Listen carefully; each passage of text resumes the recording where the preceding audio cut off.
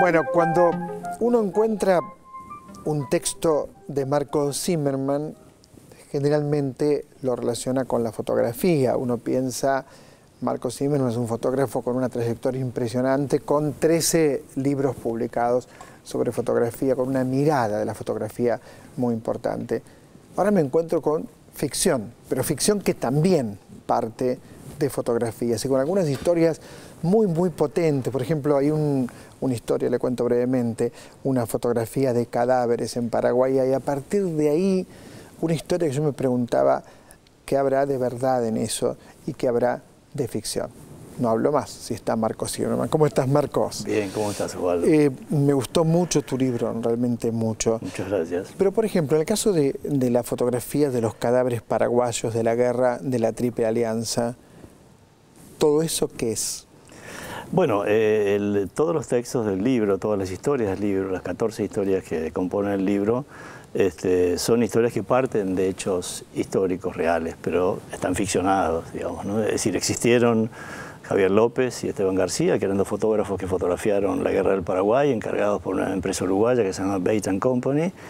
Y bueno, esa historia existió y existen las fotos. De hecho, existe la foto que es disparador de ese cuento, porque cada uno de los cuentos o historias o narraciones de este libro se dispara a partir de una foto, ¿no? Pero el resto es ficción, pura. Bueno, en ese caso hay un elemento fantástico muy notorio que es una reliquia que crece, ¿no es cierto? Exactamente, sí. Y obviamente eso sí no lo creemos, pero la foto es real.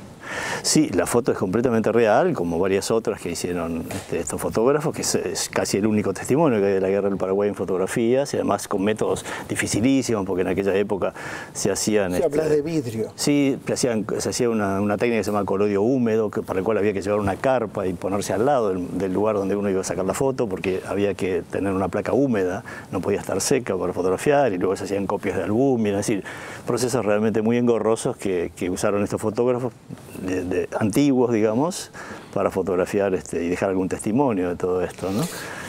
Otra historia muy potente es la del último Ona. Está la foto de Ona, hay un hombre mirándolo a Ona, hay otros 2 o 3 que están como previniendo un supuesto ataque, y este hombre que lo mira a Ona, a partir de esa mirada construís un relato muy atractivo, casi un relato, te diría, de cierto amor, ¿no? De uno hacia el otro. Sí, esa es una historia, digamos, es la historia de Julius Popper, que era un rumano que vino a Argentina y fue contratado por una empresa para buscar oro en el sur argentino, y se fue a un lugar que yo conozco, que se llama el Páramo, digamos, se llamaba el Páramo, en Tierra del Fuego, y construyó allí una especie de pequeño país, incluso acuñó una moneda propia y acuñó estampillas propias, y buscó oro allí en Tierra del Fuego, ¿no? Consiguió muy poco oro, pero sacó algunas fotos y dio una conferencia luego en el Instituto Geográfico Militar acá en Buenos Aires, y hay un solo ejemplar, digamos, de su álbum de fotos que está encuadernado en un pelos de foca, digamos, que está en el Museo de Ushuaia en este momento. Y esa es la historia de Popper, que murió de una manera extraña en Buenos Aires. Y lo mataron según tu texto, pero no sé si es verdad o es mentira. Lo mataron, sí, lo mataron, pero nadie sabe muy bien. Si es verdad o ficción sería, ¿no?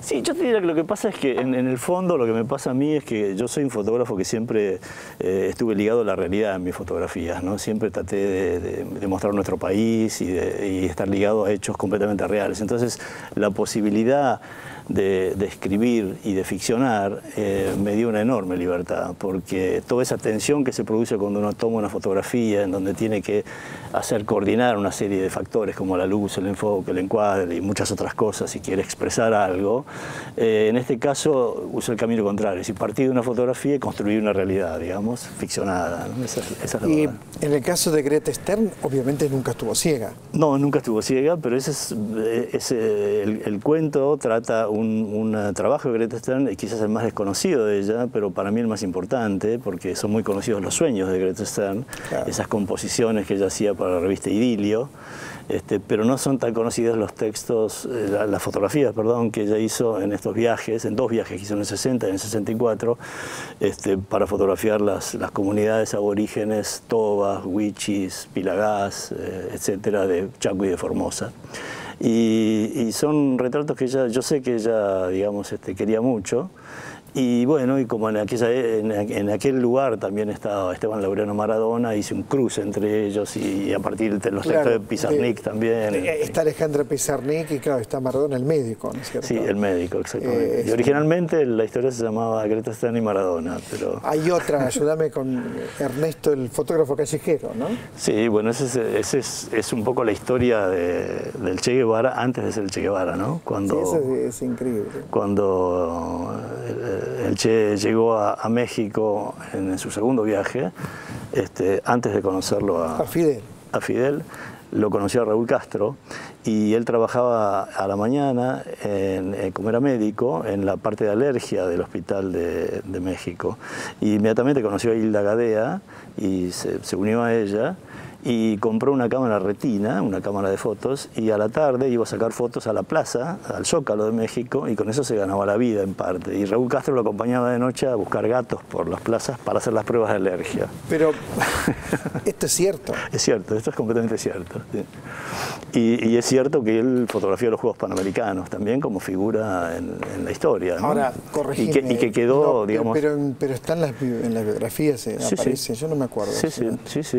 Y en ese viaje él lo conoce a Fidel una noche en la casa de una mexicana, creo que era, que no recuerdo cómo es, pero que era un lugar en donde iba mucho la gente que estaba en este movimiento entonces, y ahí lo conoce a Fidel, y a la mañana siguiente sale con Fidel a la selva a hacer práctica ya como guerrillero, digamos, ¿no?